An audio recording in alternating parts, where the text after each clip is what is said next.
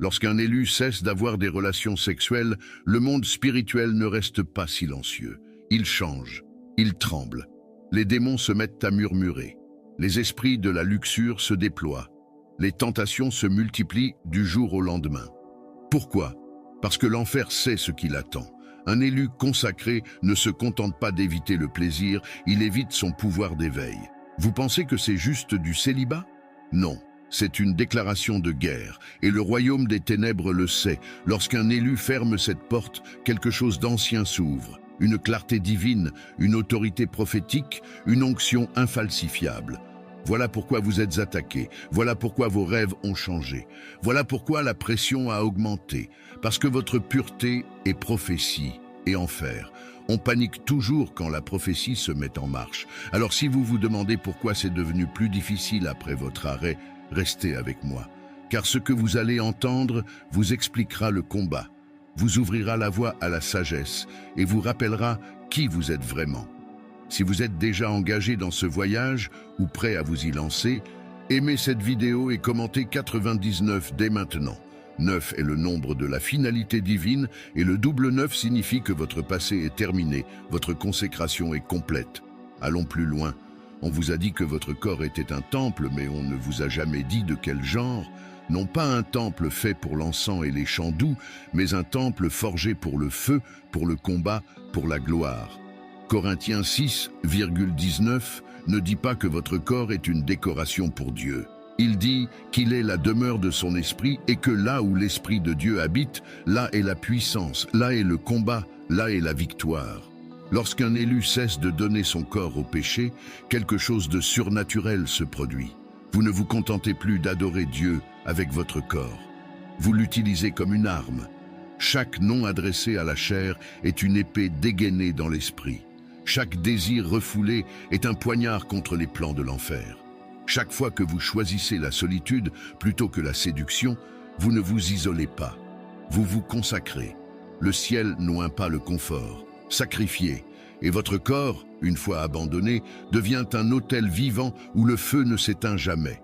C'est pourquoi l'enfer envoie des distractions déguisées en désir, car si votre corps s'aligne pleinement avec le dessein du ciel, vous ne survivrez pas seulement, vous envahirez. Imaginez un guerrier en prière, les genoux au sol, le regard fixé sur l'éternité, sans bruit, sans foule, juste un alignement divin. Voilà ce que l'enfer craint, non pas quelqu'un qui prétend à la sainteté, mais quelqu'un qui l'incarne. Car la sainteté n'est pas mollesse, elle est tranchante, précise, dangereuse. Un élu qui marche dans la pureté n'est pas inoffensif, il est invincible. Si vous pensez que votre combat s'arrête avec la maîtrise de soi, vous n'avez pas vu ce qui arrive lorsque votre corps, votre esprit et votre âme s'uniront sous le commandement divin. Restez avec moi. La prochaine vérité brisera ce que vous pensiez savoir sur votre propre pouvoir. Derrière la pureté se cache une puissance que peu de gens exploitent, pas celle qui fait du bruit, mais celle qui marque l'histoire. Chaque fois qu'un élu dit non à la tentation, le ciel ne se contente pas d'applaudir. Il répond avec plus de clarté, plus d'autorité, plus d'accès spirituel, car chaque non n'est pas une simple résistance, c'est une permission. La permission pour le ciel de vous faire confiance, de vous élever, d'envoyer des anges en votre faveur. Vous pensez vous abstenir de relations sexuelles, mais spirituellement, vous aiguisez une épée. Et à chaque coup de maîtrise de soi, cette épée brille plus fort, plus tranchante, plus meurtrière contre les ténèbres. Le diable n'a pas peur de ceux qui prient, il a peur de ceux qui obéissent. Et il n'y a pas d'acte d'obéissance plus profond dans un monde dominé par la luxure que de choisir le but plutôt que le plaisir. Regardez Joseph, il ne fuyait pas seulement la femme de Potiphar, il courait vers le destin. Ce moment d'évasion n'était pas de la faiblesse, c'était le déblocage divin de l'élévation. Car ce qui semblait être une perte dans le monde naturel le préparait à la domination dans le monde spirituel. Et c'est pareil pour vous. Lorsque vous dites non au lit du péché, vous dites oui au trône du but. Vous ne résistez pas seulement, vous vous élevez. Et chaque démon assigné à votre chute, ils commencent à paniquer en voyant votre constance. Parce qu'ils savent maintenant que vous n'êtes pas seulement conscient de votre vocation, mais que vous en devenez digne. Mais voilà le hic, et si je vous disais que l'enfer étudie votre pureté non seulement pour la combattre, mais pour la détourner? Ne bougez pas. La vérité que vous allez entendre est celle que Satan n'a jamais voulu vous faire découvrir.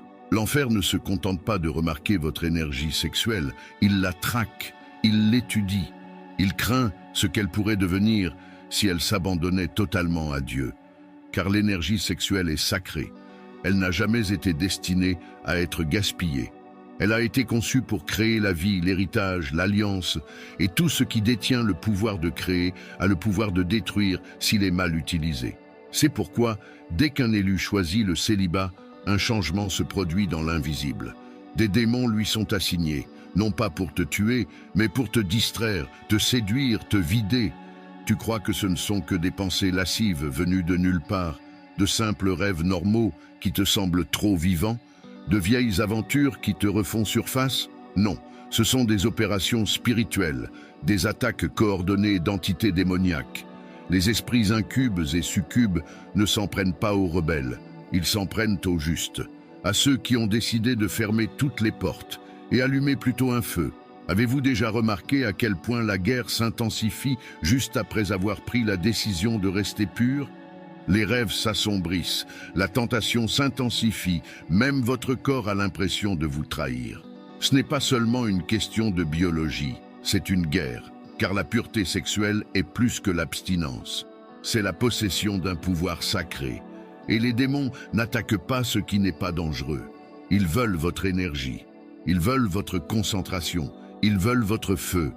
Car si vous apprenez à le contenir et à ne pas le laisser s'échapper, vous ne résisterez pas seulement à l'enfer, vous le surpasserez, mais l'ennemi a une dernière carte à jouer, une ultime tactique pour transformer votre force en malédiction. Et la plupart des élus y succombent sans même le savoir. Ne clignez pas des yeux, car ce que je vais vous révéler pourrait bien révéler le piège dans lequel vous dormez. Il se moque du célibat, on le qualifie de faiblesse, on le qualifie de peur, on le qualifie de répression. Mais c'est uniquement parce qu'ils ne comprennent pas la discipline du guerrier. Cette génération célèbre l'indulgence. Suivez vos émotions. Faites ce qui vous fait du bien. Vivez votre vérité. Mais et si vos émotions étaient un piège? Et si le plaisir n'était pas la destination, mais la distraction? Le monde veut que vous soyez ivre de dopamine, insensible à toute conviction. Accro à l'évasion, mais élu. Nous ne sommes pas élevés dans le confort, nous sommes forgés dans la consécration. Célèbe ne cache pas son entraînement. C'est ce qu'un soldat fait en silence, pendant que le reste du monde fait la fête. C'est ce qu'un roi fait dans le désert, avant de porter une couronne. C'est ce que David a fait avec des moutons avant d'affronter Goliath. Tu penses que tu rates quelque chose? Vous êtes édifié, car en vous abstenant, vous ne réprimez pas le désir. Vous le redirigez, vous prenez votre faim et l'offrez sur l'autel. Vous dites à Dieu, non pas ma volonté, ni mon temps, ni ma chair, mais la vôtre. Et en retour, il vous donne l'autorité, non seulement de dire non aux péchés, mais aussi de commander aux atmosphères, de discerner les esprits, briser les malédictions générationnelles d'un murmure. Il y a un pouvoir caché dans le silence de l'abnégation. Le genre de pouvoir qui ne s'achète pas, le genre qui rend les démons nerveux avant même que vous ouvriez la bouche. Car une fois que vous maîtrisez votre corps, plus rien ne vous possède. Et voici ce que le monde ne vous dira jamais. Le célibat n'est pas l'absence d'intimité, c'est la présence de l'alignement. Et une fois que vous êtes aligné avec le ciel, vous devenez une arme ambulante. Mais même les armes ont besoin d'orientation. Même le feu a besoin de concentration. Et dans les prochaines secondes, vous allez découvrir ce qui se passe vraiment lorsque ce feu cesse de brûler en secret et commence à allumer le destin en public. L'enfer n'a pas peur de votre apparence. L'enfer n'a pas peur de votre argent. L'enfer n'a même pas peur de votre talent. L'enfer a peur de votre concentration. Car lorsqu'un élu cesse de courir après la chair et se met à courir après le feu, la véritable puissance s'éveille. Plus de brouillard, plus de confusion, plus de va-et-vient avec le péché.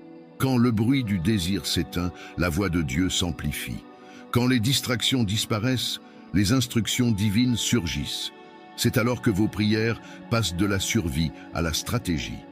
Votre adoration passe de la routine à la révélation. Votre marche tiède devient mortelle. Le diable n'a pas peur de vos muscles. Il a peur